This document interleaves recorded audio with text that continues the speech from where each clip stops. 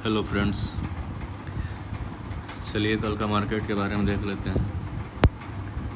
आज के मार्केट में तो लगभग क्रैश ही हो गया था। मैंने कल के वीडियो में हिंट दिया था, जिन्होंने देखा होगा उनको कुछ आइडिया लग गया होगा। तो ये 15 मिनट का चार्ट मैंने खोल कर रखा है निफ्टी का। तो इसमें आप देख सकते हैं कि मार्केट कहाँ पे आकर रुका है। यहाँ पे आकर रुका है और यहाँ पे गैप बहुत बड़ा है। यहाँ से देखिए, यहाँ से कितनी बार बाइंग आई है तो देखेंगे तो 3 बार बाइंग आ चुकी है इस जोन से। चौथी बार भी आएगी, लेकिन इस बार बाइंग ज़्यादा ऊपर नहीं जाएगी। बाइंग मतलब अप्रॉक्स आपका इधर कहीं तक आना चाहिए, 24,100 24,000 इधर ही के आसपास बाइंग होनी चाहिए। इससे ज़्यादा ऊपर प्रोबेबली नहीं जाना चाहिए। 24,100 24,200 के ऊपर 100 के आसपास ही तक जाना चाहिए, उससे ज़्यादा नहीं जाना चाहिए। अब मार्केट अभी ये आया है ना, तो आपका जो ये गैप छूटा हुआ है यहाँ पे जो दिख रहा है 23,600 के आसपास, 630 के आसपास। अब ये गैप फिल करके ही जाएगा अगर जाना होगा ऊपर तो। हालांकि कल एक टेम्प्ररी बाइंग आने की उम्मीद है। ये आपका मार्केट फिर इधर कहीं आसपास जाना चाहिए, 24,100 110 समथिंग के आसपास। तो अगर गैप अप खुल जाता है ज़्यादा, इधर गैप अप खुल जाता है तो इसमें कहीं रेंज बाउंड फिर मत करा दें। दिक्कत ये है क्योंकि इतना बड़ा फॉल है तो कंसोलिडेट करते ही हैं। अगर मान लीजिए कि मार्केट समथिंग जैसे भी खुले, ये आपका यहाँ तक कल आना चाहिए मैक्स टू मैक्स, उससे ज़्यादा नहीं जाना चाहिए। और मार्केट गिरने के चांसेस कम हैं कल, क्योंकि RSI ओवरसोल्ड जोन में है। तो मार्केट एक्सट्रीमली ओवरसोल्ड है। तो मार्केट में कुछ बाइंग बैक तो आएगा, कुछ पुल बैक तो आएगा। तो आप यहाँ तक का टारगेट लेके चलिए 24,110 तक।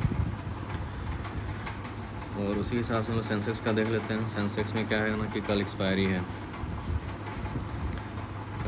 है, तो यहाँ पे आप एक चीज़ देख सकते हैं कि ये एक गैप दिख रहा है। यहाँ पे थोड़ा सा लंबा गैप है, 76,945 और 76,598। आई मीन उसे ये 400 350 पॉइंट का गैप है।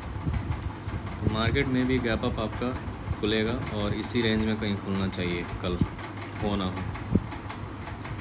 मतलब ज़रूरी नहीं है इसी रेंज में, हालांकि खुलना चाहिए। अगर मार्केट सपोज दैट खुलने के बाद ऊपर जाना चाहता है तो ये जो ग्रीन लाइन दिख रहा है आपका 77,000 समथिंग, इसी के आसपास तक आना चाहिए। इससे थोड़ा सा ऊपर तक आ सकता है, नो डाउट। फिर उसके बाद सेलिंग आ सकता है यहाँ नीचे में। ये यहाँ पे सेलिंग आ सकता है, मे बी चांसेस है बहुत ज़्यादा। निफ्टी में भी सेलिंग आ सकता है अकॉर्डिंगली, आप देख सकते हैं। क्योंकि ये यहाँ तक अगर जाना चाहे यहाँ जाए, और यहाँ से फिर से अगर गैप अप के ऊपर जाता है तो सेलिंग आएगा। नहीं तो इधर से अगर ऊपर जाता है, अगर मार्केट इधर ही कहीं खुलता है और ऊपर जाता है तो सेलिंग नहीं आएगा। ये चीज़ ध्यान दीजिएगा। अगर मार्केट इधर कहीं खुलता है, ऊपर जाता है, तब सेलिंग नहीं आएगा। ये चीज़ ध्यान रखिएगा। मार्केट को ऊपर जाने के लिए, आई मीन सेलिंग नहीं आने के लिए मार्केट को इधर कहीं खोलना पड़ेगा, तभी अगर ऊपर जाएगा तब ये सेलिंग आएगा।